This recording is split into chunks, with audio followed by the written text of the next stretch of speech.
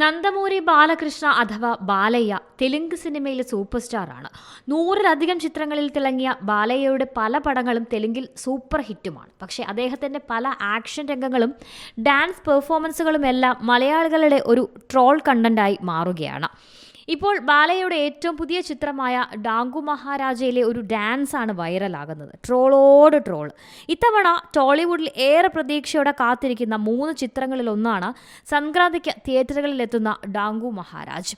ചിത്രത്തിലെ ഒരു ഗാനം പുറത്തിറങ്ങിയതോടെ ബാലയ്യ എയറിലാണ്. ഗാനരംഗത്തിന്റെ സ്റ്റെപ്പുകളും കോറിയോഗ്രഫിയുമാണ് വിമർശിക്കപ്പെടുന്നത്. ബോളിവുഡ് താരം ഉർവശി റൌട്ടേലയ്ക്കൊപ്പമാണ് ബാലയ്യ നൃത്തം ചെയ്യുന്നത്. പാട്ടിന് തീരെ ചേരാത്ത കോറിയോഗ്രഫി എന്നാണ് വിമർശനം. കൂടാതെ സ്ത്രീകളെ അപമാനിക്കുന്ന വിധം സ്റ്റെപ്പുകളും ആരാധകരെ വല്ലാതെ നിരാശപ്പെടുത്തിയിട്ടുണ്ട്. നമ്മുടെ ടോളിവുഡിലെ എല്ലാ സീനിയർ ഹീറോകളും അമിതാഭ് ബച്ചൻ, രജനീകാന്ത്, അജിത്ത്, ശിവണ്ണ എന്നിവരിൽ നിന്നുമൊക്കെ പഠിക്കണം.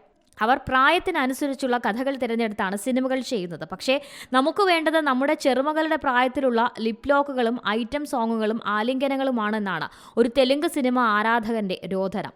ഈ നൃത്തരചനയിലൂടെ ശേഖർ മാസ്റ്റർ ഇൻഡസ്ട്രിക്ക് ഇനി ആവശ്യമില്ലെന്ന് തെളിയിച്ചുവെന്നും കമന്റുണ്ട്. 64-കാരൻ നായകൻ 30-കാരിയായ നായികയും വിമർശനങ്ങൾക്ക് വഴിവെച്ചു. വളരെ മോശം ചിത്രീകരണം എന്നാണ് പാട്ടിനെതിരെ ഉയരുന്ന കമന്റുകൾ. എന്നാൽ ഒരു വശത്ത് വിമർശനവും മറുവശത്ത് ട്രോളാനായാണെങ്കിലും എത്തുന്ന കാഴ്ചക്കാരുടെ എണ്ണം നിമിഷം പ്രതി ഉയരുകയാണ്. നന്ദമൂരി ബാലകൃഷ്ണയുടെ 109-ാമത്തെ ചിത്രമാണ് ഡാങ്കു മഹാരാജ്. ചിത്രം ജനുവരി 12-ന് തിയേറ്ററുകളിലെത്തും. Entertainment desk, Zee Malayalam news.